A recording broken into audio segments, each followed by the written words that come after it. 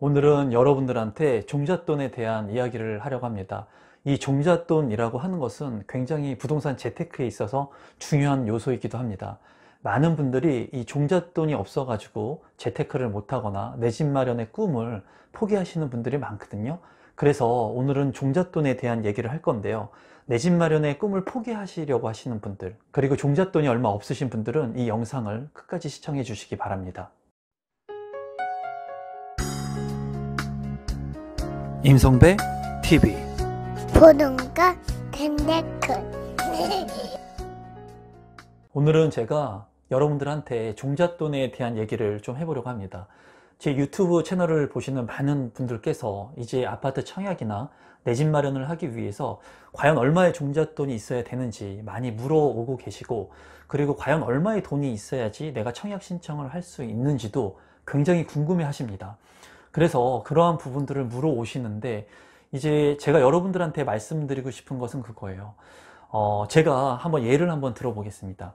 실제로 만약에 5억의 아파트를 내가 분양 신청을 해서 당첨이 된다면 들어가는 돈이 얼마나 되는지 한번 예를 들어본다면, 물론 5억의 아파트를 청약 신청해서 당첨이 되게 된다면 첫 번째로 계약금이 있어야 되겠죠.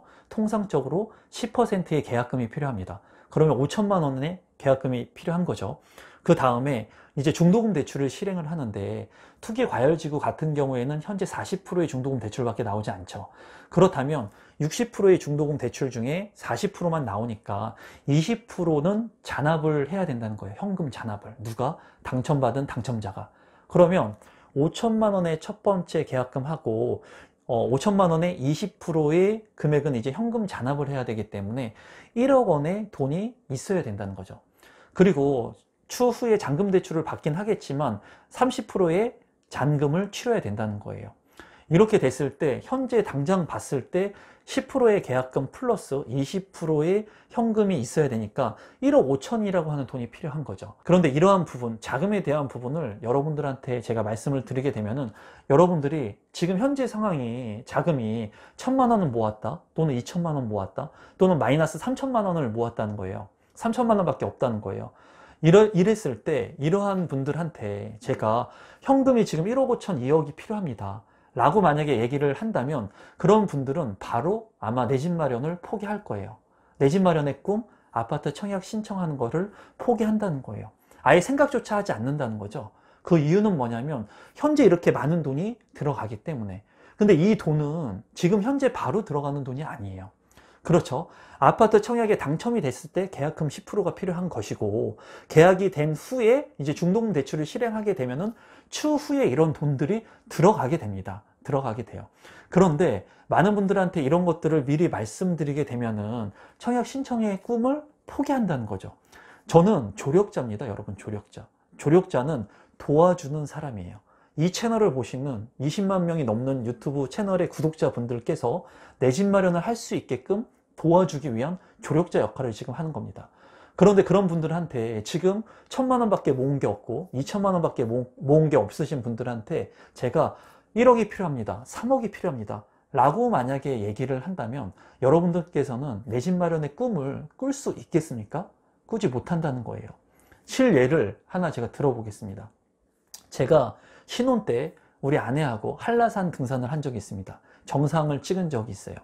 저 같은 경우에는 등산을 많이 했고, 또 대학원을 다니면서 산악 대장 역할을 하면서 치악산이나 뭐 여러 어려운 험난한 산들을 많이 다녔습니다. 또한 지금도 제가 어려운 일이 있을 때는 관악산을 혼자 올라가요. 평일에 관악산을 혼자 올라갔다 옵니다. 그래서 산에 자주 갔었다는 거예요, 결혼하기 전에도. 그런데 우리 아내 같은 경우에는 산을 잘 가지 못했어요. 저랑 이제 결혼을 하면서 내장산이라든가 관악산, 신혼 때 관악산을 한번, 결혼하기 전에 관악산을 한번 갔었고, 이제 결혼을 하면서 내장산이라든가 이런 산들을 조금씩 다녔었는데, 신혼 초에 이제 한라산 등반을 하게 됐는데, 이 한라산의 정상은 1947m입니다. 1947m예요. 여러분 100m만 달려가는데도 얼마나 힘든지 아시죠? 근데 1947m예요. 정상의 높이가 약. 그랬을 때 만약에 제 아내한테 한라산을 같이 가는데, 여보, 한라산의 높이가 1947m래. 굉장히 높지? 그리고 이 한라산은 입상 금지를 해. 왜 입성 금지를 하냐면 한라산은 너무나 높기 때문에 이 산에 일정 시간 안에 가지 못하면 아예 통제를 해서 들어가지 못하게 해. 그렇기 때문에 이 산은 굉장히 높고 험난한 산이야 라고 아내한테 얘기를 하지 않는다는 거죠. 산을 갈 때 아내한테 저는 이렇게 얘기했습니다. 어떻게 얘기했냐면 한라산은 죽기 전에 반드시 올라가야 될, 정상을 한번 반드시 올라가야 될 산 중에 하나이다. 그리고 이 한라산은 사시사철 모두 한 번씩을 꼭 올라야 되는 굉장한 명산이다. 그리고 우리가 지금 이 한라산에 오르지만 이 한라산에는 백록담이 있다. 이 백록담은 보기가 굉장히 힘든데 오늘 날씨가 좋으니까, 내일 날씨가 좋을 거니까 이 한라산에 오르게 됐을 때 백록담을 우리는 반드시 볼 수가 있다 라고 얘기했다는 거예요. 아내는 이 한라산의 위치가 높다는 건 알았지만 1947m인지 알고 등산을 했을까요? 절대 그렇지 않다는 거죠. 저는 조력자였기 때문에 우리 아내가 이 산에 오를 수 있게끔 의지, 동기부여를 일단 해준 겁니다. 산을 일단 오르려고 하는 마음이 있어야 돼요. 아파트 청약도 마찬가지죠. 여러분들이 제 채널을 보시면서 2억이 듭니다, 5억이 듭니다 해서 여러분들의 의지를 꺾으려고 하는 게 아니라 여러분들이 마이너스 빚이 있다고 하더라도 지금 현재 아파트 청약을 통해서 나도 신청할 수 있다 라는 꿈과 희망을 제가 일단 드리는 겁니다. 왜? 저는 조력자이기 때문에 여러분들이 할 수 있다는 의지를 심어주는 거예요. 그리고 제 아내한테도 한라산을 가기 위한 그런 조력자의 역할을 한 겁니다. 그리고 등산을 하게 되면은 많은 분들이 아마 아실 거예요. 어떤 얘기들을 많이 하냐면 우리 아내도 한라산을 가면서 많은 사람들한테 물어봤습니다. 얼마나 더 가면 정상이 나옵니까? 얼마나 더 가면 정상이 나옵니까? 그럴 때 산에서 만나는 대다수의 사람들은 이렇게 얘기합니다. 5분만 더 가면 정상이 나옵니다. 아마 등산을 하신 분들은 많이 들어봤을 거예요. 100m, 1km가 남았어도 산에서 만나는 사람들은 조금만 더 가면 정상이 나옵니다 라고 얘기합니다. 그 이유는 뭐냐면 동기부여를 해주는 거예요. 당신이 지금 힘들지만 조금만 더 가면 정상에 오를 수 있다. 근데 막상 5분을 가게 되면 정상이 나옵니까? 나오지 않는다는 거예요. 또 5분 후에 물어보면 5분만 더 가면 정상이 나옵니다 라고 얘기를 해줍니다. 그런데 그러한 나의 한계점을 이겨내고 조금씩 가다 보면은 어느덧 정상에 올라가 있는 내 자신을 볼 수가 있어요. 이거는 제가 인생을 느끼면서도 삶을 살아가면서도 많은 것들을 경험을 하면서도 느낀 부분입니다. 그래서 지금 어떤 분들은 제 채널을 보시면서 그런 댓글들을 달기도 해요. 이 아파트 대출 받으면 얼마이고 그러면 현금 3억 있어야 되는데 이거 누구나 할 수 없는 거 아닌가요? 그런 생각을 가진 사람은 앞으로 10년이 지나고 20년이 지나도 내 집 마련 못합니다, 여러분. 절대로 못해요. 그런 부정적인 생각을 가진 사람은 항상 전세나 월세를 살면서 본인 신세 한탄을 하면서 그냥 살아가는 거예요. 집값이 오르는 것을 그냥 바라보기만 하면서 이 집을 내가 가지려고 하는 그런 생각 자체를 하지 못하는 겁니다. 하지만 내가 지금 돈이 얼마 없다고 하더라도 아파트 청약을 꿈꾸고 3기 신도시를 꿈꾸고 내가 조금씩 노력하려고 하는 의지를 갖고 마음을 갖고 계신 분들은 조금씩 변화한다는 거예요. 그래서 제가 얘기하는 건 그거죠. 아파트 청약을 신청하려고 하는데 과연 내가 얼마가 있어야 됩니까? 라고 물어보면은 저는 단언컨대 이렇게 얘기합니다. 10%의 계약금만 있으면 됩니다.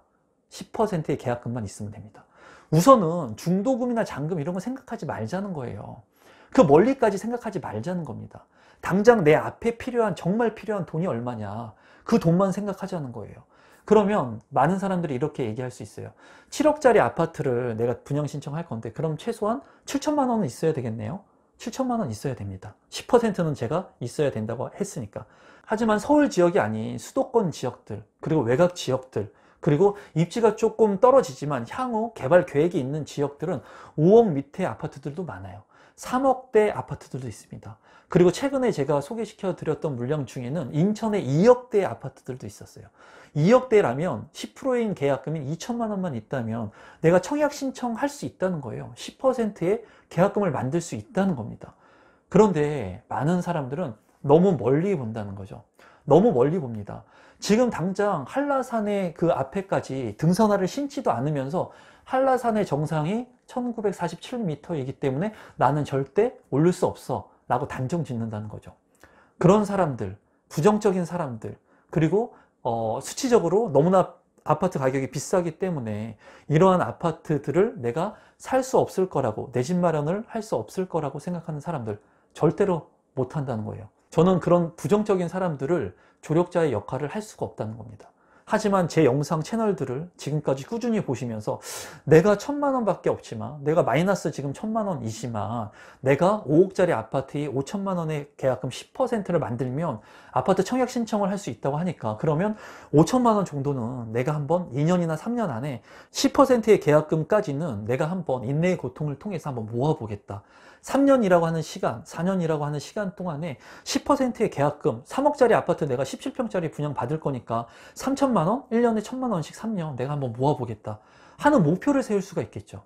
그런 목표를 세우면서 단계별로 내가 퀀덤 점프를 하는 겁니다. 그랬을 때 이제 그 후에, 중도금 대출은 그 후에 얘기예요.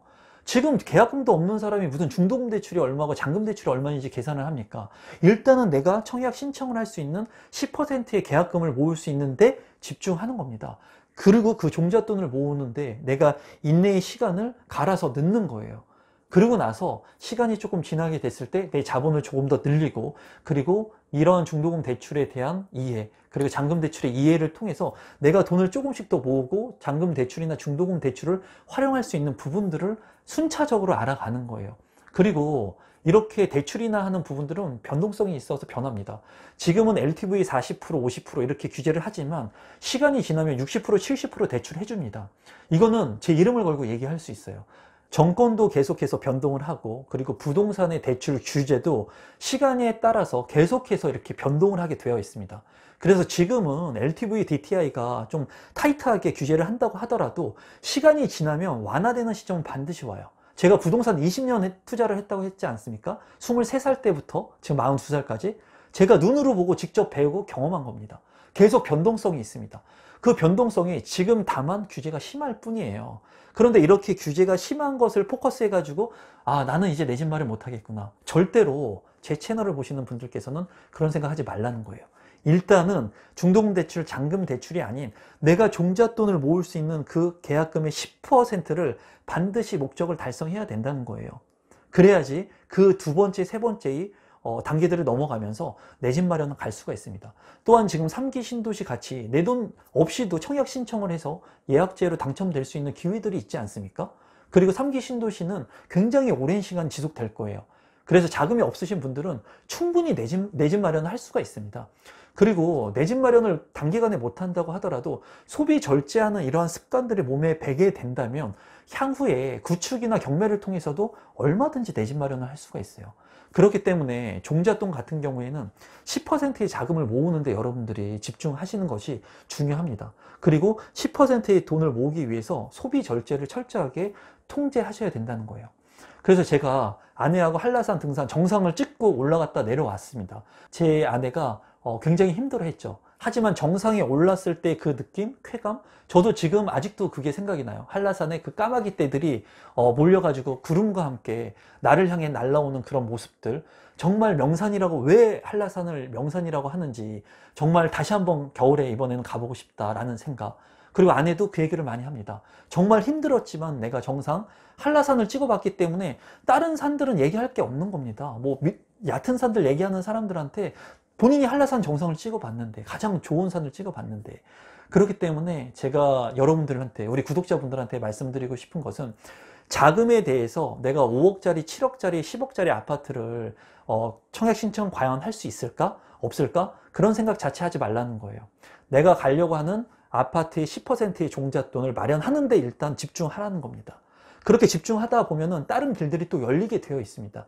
또 다른 대출의 활용 방안들이 생기게 되고, 규제에 대한 부분들이 완화되게 되고, 그리고 나한테 기회들이 계속 열리게 된다는 거예요.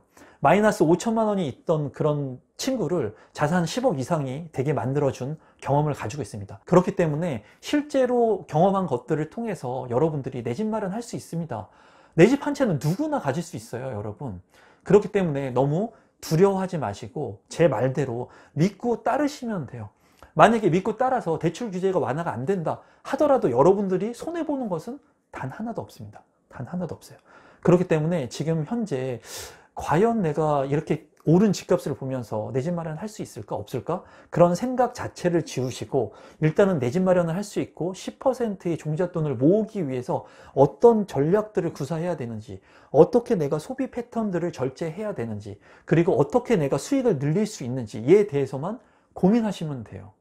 그러면 추후에 내 집 마련을 할 수 있는 기회들이 생길 거고, 지금 현재 많은 분들이 내 집 마련을 하면서 제 영상들을 통해서 감사의 댓글들, 메일들을 주고 계십니다. 그리고 그런 거를 보면서 제가 굉장히 뿌듯함을 느끼고 있거든요. 주변에 있는 사람들이 다 그랬습니다. 다 안 된다고 했습니다.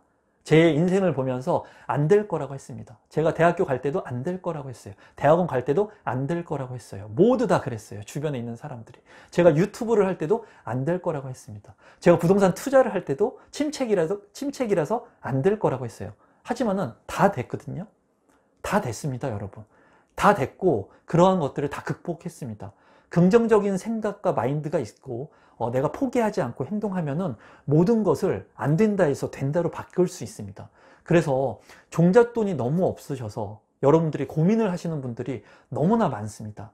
너무나 많은데 지금 오늘부터라도 정말 내가 원하는 목표로 하는 10%의 계약금을 모으기 위해서 노력하시면 돼요. 정말입니다, 여러분.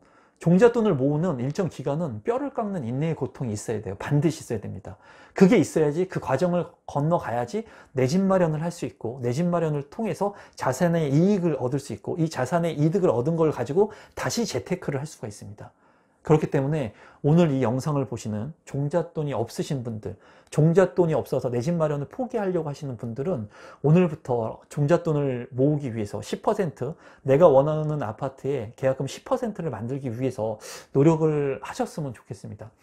그리고 지금 현재 제 영상들을 보면서 대부분의 분들은 그렇게 하고 계십니다. 그렇게 하고 계시고 내 집 마련을 꿈꾸고 계시고 소비와 절제를 통해서 그런 본인 삶들을 하나하나씩 계획해 나가고 계시죠. 저는 여러분들한테 그런 것들을 이루어 나갈 수 있는 조력자가 될 겁니다. 저를 믿어주시는 분들한테 제가 올리는 이러한 영상들이 도움이 될 수 있게끔, 그리고 여러분들이 내 집 마련을 할 수 있게끔 앞으로 많이 오른 이 집값이라고 하더라도 충분히 항상 집값은 많이 올랐어요, 여러분. 떨어졌던 적도 3번 정도 있긴 하지만 많이 올랐습니다. 결론적으로 봤을 때. 그렇기 때문에 두려워하지 마시고 많이 올랐다고 해서 실망하실 필요 없습니다. 단 한 번의 기회를 잘 살려서 내 집 마련을 하게 된다면 지금까지 서러움 다 한 번에 극복할 수 있어요, 여러분.